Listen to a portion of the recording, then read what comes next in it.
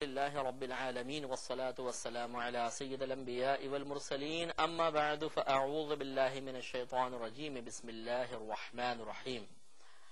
الحمدللہ اللہ تبارک و تعالیٰ کی ذات و صفات سے متعلقہ عقائد قرآن عظیم کی روشنی میں بیان کیے جا رہے تھے. آپ کی خدمت میں پچھلے پروگرام میں اللہ تعالیٰ کی ذات سے متعلق چند ایسے عقائد ذکر کیے جن کو اللہ نے خود قرآن میں ذکر فرمایا، جن میں سے آخری بات ہماری چل رہی تھی یہ سورہ بقرہ آیت نمبر 74 بیان کی تھی کہ وَمَا اللَّهُ بِغَافِلٍ عَمَّا تَعْمَلُونَ، اور اللہ تبارک و تعالیٰ ان کاموں سے غافل نہیں ہے جو تم کر رہے ہو. تو اس میں ہم نے عرض کیا تھا کہ معلوم یہ ہوا کہ اللہ تبارک و تعالیٰ ہمہ وقت اپنے تمام بندوں کو ملاحظہ فرما رہا ہے اور ان کی نگرانی اسے کبھی بھی نہیں تھکاتی. جیسے کہ اس سے پہلے ہم نے سورہ بقرہ آیت نمبر 255 کے حوالے سے عرض کیا تھا کہ وَلَا يَؤُودُهُ حِفْظُهُمَا، اللہ تبارک و تعالیٰ کو زمین و آسمان کی حفاظت نہیں تھکاتی ہے. تو اس کا مطلب وہ تھکنے سے پاک و صاف ہے. تو اللہ تعالیٰ ہمہ وقت اپنے تمام بندوں کی طرف یکساں طور پہ متوجہ ہوتا ہے. اور آپ غور و تفکر فرمائیں کہ یہ اتنی عظیم اللہ تبارک و تعالیٰ کی قدرت ہے کہ جس کا ہم صحیح تصور قائم کر ہی نہیں سکتے، ذہن تھک جائے گا.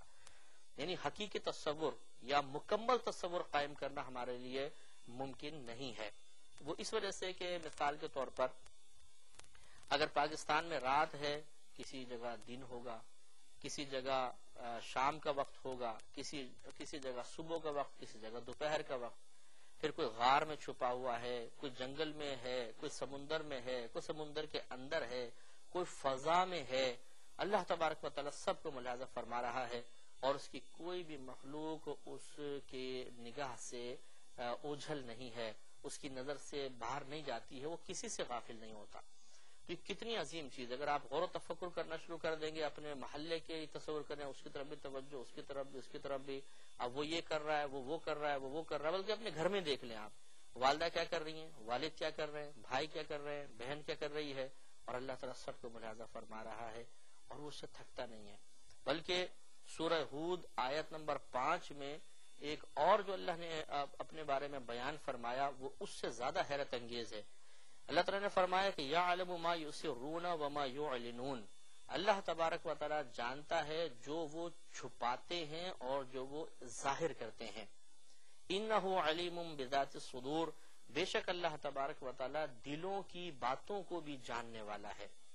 یہ اس سے زیادہ حیرت انگیز چیز ہے کہ ایک تو ہے کہ چلے ظاہر کو دیکھنا، یہ پھر بھی آسان لگتا ہے، لیکن دل میں انسان کیا سوچ رہا ہے، کیا اس کے باتیں آ رہی ہیں، کیا وہ منصوبہ بندی کر رہا ہے، اللہ تبارک و تعالیٰ اس پر بھی مطلع ہے. اور یہ کتنی بڑی چیز ہے، آپ اندازہ کریں. اگر آپ کو بٹھا دیا جائے ایک جگہ پر، سامنے 10 آدمی ہوں اور آپ کو ایسا آلہ ایجاد کرنے میں کامیاب ہو جائیں کہ ان 10 کی سوچیں الفاظ کی شکل میں آپ تک پہنچ رہی ہوں. ایک کاروبار کے بارے میں سوچ رہا ہے تو آپ نے توجہ فرمائی تو آ رہی آواز، مثلا میں کاروبار کروں گا، اس کو پیسے انویسٹ کروں گا، یہ کروں گا، وہ کروں گا. دوسرے کے خیال بھی آ رہے ہیں، تیسرے کے، چوتھے کے، پانچویں کے. کیا آپ ان خیالات کے تسلسل کو اپنے ذہن میں محفوظ رکھ سکتے ہیں؟ یہ خیالات کا تسلسل کہ آپ کو تھکا نہیں دے گا. صرف 10 آدمی ہوں، 10 بھی میں بہت زیادہ بول دیا، 3 آدمی بلکہ 2 آدمی بھی ہوں حقیقتاً، تو ہمارے لیے ممکن نہیں.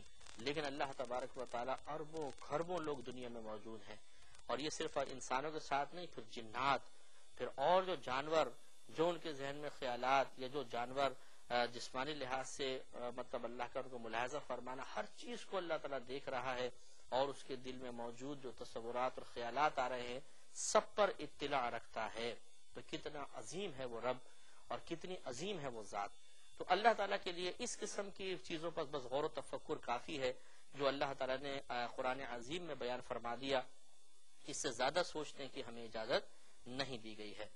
تو یہ اللہ کی ذات کے بارے میں تھوڑا سا میں نے کلام کیا. تو کلام بہت تفصیل سے اور بہت طویل ہو سکتا ہے، لیکن ہمیں دیگر ابھی بہت سارے موضوعات پر بھی کلام کرنا ہے، لہذا اتنا ہی غالباً اللہ کی ذات کے بارے میں بیان کافی ہونا چاہیے. اور اگر آپ اس بیان کو اپنے ذہن میں محفوظ رکھنے میں کامیاب ہو گئے تو انشاءاللہ شیطان کبھی بھی ذات باری تعالی کے تصور کے ذریعے آپ کو گمراہ نہیں کر سکتا، اس لیے کہ صحیح تصور آپ کے ذہن میں رہے گا غلط تصورات ہمیشہ دور رہیں گے۔ اب ہم کچھ کلام کرتے ہیں صفات باری تعالی کے بارے میں۔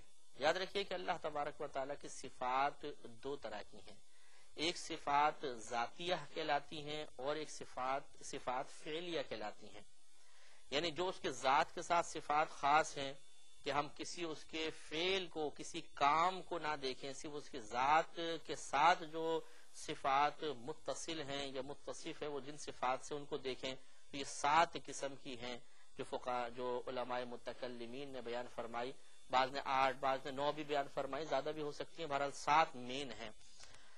تو ان میں ایک ہے حیات، زندہ ہونا، دوسرا قدرت یعنی قادر ہونا، تیسرا ہے علم یعنی علم رکھنا، چوتھا ہے کلام یعنی کلام فرمانا، پانچواں ہے سننا یعنی کسی چیز کو سننا، دیکھنا، چیزوں کو ملاحظہ فرمانا، ارادہ کرنا، اور ایک ہے قیام۔ قیام سے مراد کھڑا ہونا نہیں، بلکہ یہ قیام سے قیوم بنا یعنی ہمیشہ رہنے والا ہونا۔ تو یہ اللہ تبارک و تعالیٰ کی صفات ذاتیہ کہلاتی ہیں، یعنی وہ زندہ۔ حیات جب ہم کہتے ہیں، حی کہتے ہیں نا، حی کا لفظ مطلب یہ ہوتا ہے وہ ہمیشہ سے ہے، ہمیشہ سے زندہ ہے، زندگی اس کی صفت ہے، اور صفات ذاتیہ ہے یا اس کی ذات کے ساتھ ہے، تو اس کا مطلب ہے کبھی بھی اس کی ذات پر موت طاری نہیں ہوئی، عدم طاری نہیں ہوا، وہ ہمیشہ سے ہے۔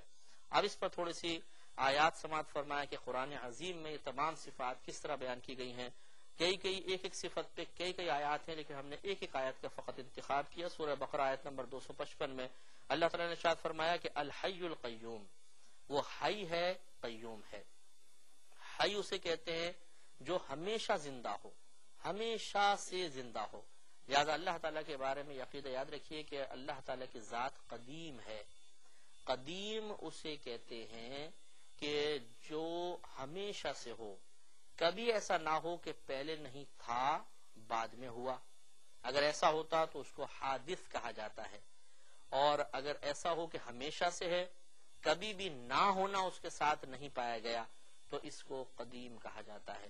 جیسے اللہ تبارک و تعالیٰ ہمیشہ سے، کبھی ایسا نہیں ہے کہ آپ کہیں کہ اس وقت اللہ تعالیٰ نہیں تھا معاذ اللہ، بعد میں ہوا، اگر ایسا ہوتا تو پھر قدیم نہ ہوتا، بلکہ اللہ تبارک و تعالیٰ ہمیشہ سے ہے، کبھی بھی وہ نہ ہونا اس کے ساتھ وابستہ نہیں ہوا۔ نہ ہونے کو عربی میں عدم کہتے ہیں، عدم، نہ ہونا۔ تو اللہ پر کبھی بھی عدم طاری نہیں ہوا، نہ ہونا کبھی بھی اللہ کی ذات کے ساتھ نہیں پایا جاتا، وہ ہمیشہ سے ہے اور ہمیشہ رہے گا۔ تو جو ہمیشہ سے ہو اسی کو ازلی بھی کہتے ہیں، اسی کو قدیم بھی کہتے ہیں، اور اس کے مقابلے میں جو ہوتا ہے وہ حادث کا لفظ ہوتا ہے، ہے الف دال سا، ہا جو حلوے والی ہے ہوتی ہے، حادث۔ حادث اسے کہتے ہیں کہ جو پہلے نہیں تھا بعد میں مارز وجود میں آیا۔ اسی کو یاد رکھیں مخلوق بھی کہتے ہیں، اسی کو مقدور بھی کہتے ہیں، اسی کو ممکن بھی کہتے ہیں۔ تو جو بعد میں چیز پیدا ہوئی، جیسے اللہ کے علاوہ پوری کائنات، یہ سب کے سب حادث بھی ہے۔ حادث مینز پہلے نہیں تھی، بعد میں پیدا ہوئی۔ اسی کو آپ مخلوق بھی کہہ سکتے ہیں، انہی کو آپ مقدور بھی کہہ سکتے ہیں، اور انہی کو آپ ممکن بھی کہہ سکتے ہیں۔